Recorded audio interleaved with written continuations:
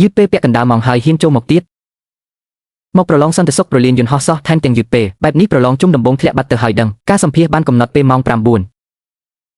អញចូលមកដល់ម៉ោង 9:28 អញគិតថាមជ្ឈមណ្ឌលអាកាសចរយូណានជាផ្សារលក់ម្ហូបមែនទេចង់មកម៉ោងណាក៏បានតាមចិត្តនោះខ្ញុំទទួលខុសត្រូវចំពោះការមកយឺតប៉ុន្តែកាលពីបន្តិចមុននៅលើផ្លូវសេវាកម្មចំណតយន្តហោះមានក្មេងម្នាក់ច្រឡំដើរចូលក្នុងចំណុចអណៃរថយន្តបម្រើសេវាខ្ញុំបានទាញក្មេងនោះចេញមកវិញសង្គ្រោះក្មេងអីការគ្រប់គ្រងប្រលានយន្តហោះឯកជនតឹងរឹងបែបនេះក្មេងឯណាមកឲ្យអញសង្គ្រោះចង់កុហកក៏រកហេតុផលឲ្យសមជាងនឹងបន្តិចមកផ្លូវប្រតិបត្តិការមានកំណត់ត្រាបំពេញការងារបុគ្គលិកដីក៏អាចផ្ទៀងផ្ទាត់បានដែរជាអតិថិទាហានស្រីប៉ុន្តែទីនេះមិនមែនជាទីលានហ្វឹកហាត់ទេមើលខ្លួនឯងឥឡូវនេះសិនមកដៃអោប្រឡាក់ធូលីឯកសារក៏ផុយស្រួយដៃក៏របួសជើងហោះហើរវេបត្រូវការភាពថ្លៃថ្នូរមិនមែនសភាពប្រញ៉េញ៉ៃបែបនេះទេសន្តិសុខគឺការពារហានិភ័យមិនមែនមុខមាត់ទេបើខ្ញុំថាឯងមិនជាប់គឺមិនជាប់ហើយយោងតាមនីតិវិធីមកយឺតលើសពី20នាទីគឺត្រូវលុបចោលសិទ្ធភ្លាមប៉ុន្តែច្បាប់គឺស្ងៀមប៉ុន្តែមនុស្សមានភាពបត់បែនមិនមែនថាឯងគ្មានឱកាសតតែសោះនោះឡើយសើច31000100104040404040ប្រាក់ថែទាំច្រក 50000 ត្រូវបង់ថ្ងៃនេះចូលក្នុងបញ្ជីសម្រាប់ប្រាក់ថែទាំច្រកឯងយកលេសនេះដើម្បីលក់តំណែងមែនទេកុំនិយាយពាក្យអាក្រក់ពេកអីមនុស្សពេញវ័យធ្វើការត្រូវចេះដឹងពីទំនាក់ទំនងមនុស្សខ្លះប្រសិនបើច្រកទ្វារសន្តិសុខទី1បានមកពីការទិញដូរនោះពេលមានគ្រោះថ្នាក់អ្នកដែលឈរនៅមុខមិនមែនជាមនុស្សទេគឺតម្លៃខ្លួនកុំមកបង្រៀនខ្ញុំអីតំណែងនេះមានមនុស្សចង់បានប៉ុន្មានអ្នកបើឯងមិនបង់ក៏មានអ្នកផ្សេងបង់ដែរបើអីចឹងមានន័យថាតំណែងនេះមិនស្អាតស្អំតាំងពីដំបូងមកម្លេះប្រសិនបើអ្នកថាខ្ញុំមិនគ្រប់គ្រាន់អាចប្រឡងឬជំរុះបានតែឲ្យខ្ញុំបង់លុយដើម្បីចូលក្នុងបញ្ជីគឺមិនអាចទៅរួចទេក្អេងក្អាងណាស់នាងត្រូវបានគេជំរុះចោលហើយមូលហេតុគឺមកយឺតប្រកែកតវ៉ាជាមួយប្រធាននិងបង្កភាពវឹកវរក្នុងការសម្ភាស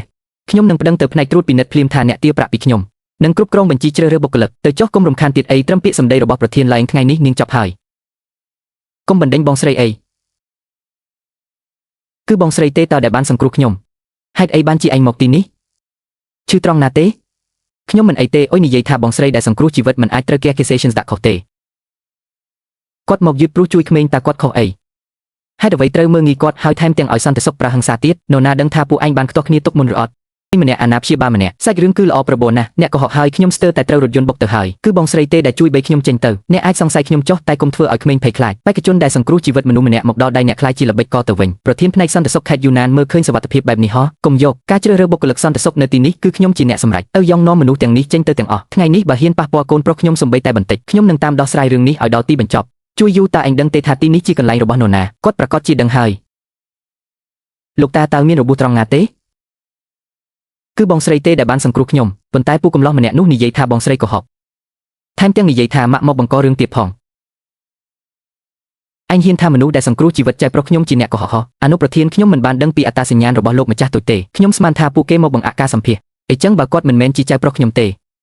ទើបអញអាចបណ្ដេញក្មេងនិងក្រុមគ្រួសារគេចេញបានមែនទេតើអ្នកមកសម្ភាសយកមុខតំណែងអ្វីប្រធានក្រុមសន្តិសុខស្ថានីយ៍អាកាសចរឯកជនខេត្តយូណានសូមនិយាយរឿងដែលបានកើតឡើងឲ្យបានច្បាស់លាស់មកខ្ញុំយឺតព្រោះតែជួយសង្គ្រោះក្មេងពេលមកដល់កន្លែងសម្ភាសប្រធានលៀងបានសន្និដ្ឋានថាខ្ញុំប្រឌិតហេតុផលឡើងហើយថែមទាំងបញ្ចេញសញ្ញាពីប្រាក់ថែទាំច្រកទ្វារចំនួន 50000 ទៀតផងប្រធានស្ចប់ប្រកាន់ខ្ញុំខុសខ្ញុំគ្រាន់តែសម្ភាសធម្មតាគាត់មកយឺតហើយប្រកែកជាមួយខ្ញុំបានជាខ្ញុំចាត់ការតាមនីតិវិធីជូនដំណឹងទៅផ្នែកគ្រប់គ្រងប្រតិបត្តិការរក្សាទុកកំណត់ត្រាផ្លូវសេវាយន្តហោះកំណត់ត្រាការងារយានយន្តនិងកំណត់ត្រាផ្លូវចេញចូលឲ្យបានច្បាស់លាស់លោកអនុប្រធានឲ្យសូមឲ្យផ្នែកបុគ្គលិកនិងអធិការកិច្ចមកទីនេះរក្សាទុករាល់តារាងពិន្ទុសម្ភាសថ្ងៃនេះនិងកំណត់ត្រាកែប្រែបញ្ជីបេក្ខជនក្នុងប្រព័ន្ធទាំងអស់ទុកខ្ញុំจะផ្ទៀងផ្ទាត់ផ្ទាល់អ្នកណាប៉ះពាល់កំណត់ត្រាត្រូវស៊ើបអង្កទាំងអស់គ្នាលោកអនុប្រធានផ្ទៀងផ្ទាត់ច្បាស់ហើយមុនម៉ោង 9 ព្រឹកផ្លូវសេវាយន្តហោះមានករណីក្មេងចូលច្រឡំពិតមែនកំណត់ត្រាឆ្លងកាត់និងកំណត់ត្រាការងារយានយន្តព្រមទាំងកំណត់ត្រាច្រកចេញចូលត្រូវបានរក្សាទុកហើយពេលវេលាដូចនឹងអ្វីដែលកញ្ញាលីនបាននិយាយដែរបងស្រីក៏បានដួលដែរដៃគាត់ហូរឈាមទៀតផងហេតុអ្វីបានជាមិញនេះអ្នកមិនប្រាប់ថារបួសស្រាលមិនប៉ះពាល់ដល់ការសម្ភាសទេបន្តទៀតតំណែងប្រធានសន្តិសុខត្រូវបានកំណត់ឈ្មោះបេក្ខជនទុកជាមុនតាំងពីមុនពេលសម្ភាស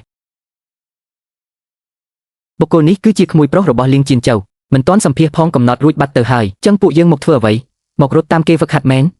ហើយមានតារាងពិន្ទុមួយចំនួនខុសប្រក្រតីប្រព័ន្ធអធិការកិច្ចរកឃើញការផ្ទេរប្រាក់គួរឲ្យសង្ស័យមួយចំនួនទឹកប្រាក់ចាប់ពី 30000 ដល់ 50000 ពេលវេលាផ្ដុំនៅជុំវិញពេលជ្រើសរើសបុគ្គលិកលោកប្រធានខ្ញុំខុសហើ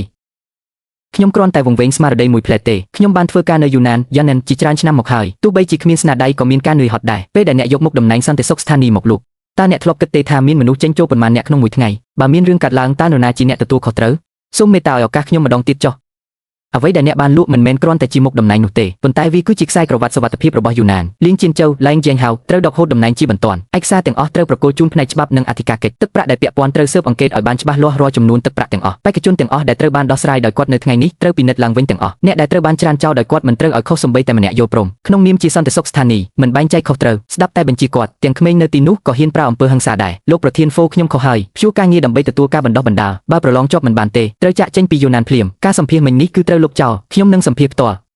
សូមសួរថាតើអ្នកដឹងច្បាស់ថាខ្លួននឹងយឺតពេលហេតុអ្វីបានជាអ្នកនៅតែទៅសង្គ្រោះមនុស្សរថយន្តកំពុងបើកបរលើទ្រូងផ្លូវក្មេងស្ថិតក្នុងចំណុចអត់មើលឃើញ blind spot ប្រសិនបើខ្ញុំយឺតមួយជំហានគេប្រហែលជាគ្មានឱកាសទៀតទេគេឲ្យ bed លុយចូលក្នុងបញ្ជីហេតុអ្វីបានជាអ្នកមិនព្រមសន្តិសុខការពារអាយុជីវិតមនុស្សផលប្រយោជន៍ខ្ញុំមិនអាចបត់បែនដើម្បីមុខតំណែងឡើយប្រសិនបើឲ្យអ្នកទទួលខុសត្រូវផ្នែកសន្តិសុខតើអ្នកត្រូវកែប្រែអ្វីមុនគេកែប្រែផ្លូវសេវាកម្មមុនគេការជូនដំណឹងតំបន់កំបាំងភ្នែកនិងការព្រមានមិនគ្រប់គ្រាន់បន្ទាប់មកកំណត់បទដ្ឋានផ្លូវភ្ញៀវកិត្តិយសដើម្បីជៀសវាងការចូលច្រឡំក្នុងតំបន់ធ្វើការចុងក្រោយគឺពង្រឹងការល្បាតផ្អោតលើចំណុចប្រឈមហានិភ័យល្អណាស់អារម្មណ៍អាចទប់បានតែគ្រោះថ្នាក់មិនអាចបណ្តែតបណ្ដោយបានទេចេញសេចក្តីជូនដំណឹងជាប្រធានសន្តិសុខស្ថានីយ៍ដោយសាកល្បងដែលប្រាក់បៀវត្សស្មើនឹងពេលអនុវត្តផ្លូវការចូលរួមការកែតម្រង់ច្រកចេញចូលលោកអនុប្រធានខ្ញុំមកយឺតនីតិវិធីត្រូវតែគោរពប៉ុន្តែមិនអាចកប់ខ្មប់ភាពក្លាហាននោះឡើយពេលដែលគាត់ជួយសង្គ្រោះជីវិតមនុស្សគឺគ្រប់គ្រាន់ដើម្បីលុបបំបាត់ហានិភ័យហើយយឺតពេលព្រោះតែសង្គ្រោះកូនពេលត្រឡប់មកវិញត្រូវបានគេសង្ស័យត្រូវបានគេមើលងាយនិងបង្ខំឲ្យចំណាយប្រាក់ទិញឱកាសចំណែកឯម្នាក់ទៀតចាត់ទុកទូនីតិសន្តិសុខជាចំនួនផ្ទាល់ខ្លួនលក់ចេញទាំងមុខស្ដាងមុខក្រាស់អ្នករាល់គ្នាថាអ្នកណាទើបសាកសម្ពិតប្រកបក្នុងការឈរនៅទីនេះក្រុមគ្រួសារប្រសិនបើជាអ្នករាល់គ្នាតើរើសយកមនុស្សដែលចំណាយប្រាក់ចូលទ្វារក្រោយធ្វើជាប្រធានសន្តិសុខប្រលានយន្តហោះឬក៏រើសយកមនុស្សដែលយឺតពេលព្រោះជួយសង្គ្រោះគេប៉ុន្តែរក្សាបាននូវគោលការណ៍របស់ខ្លួនទីហ៊ានជើងចាស់ស្រីដែលមានការទទួលខុសត្រូវបែបនេះតើគួរតែមានឱកាសមួយដែរឬទេអ្នកដែលយល់ថាល្អគួរទទួលបានផលល្អសរសេរមតិយោបល់មួយមក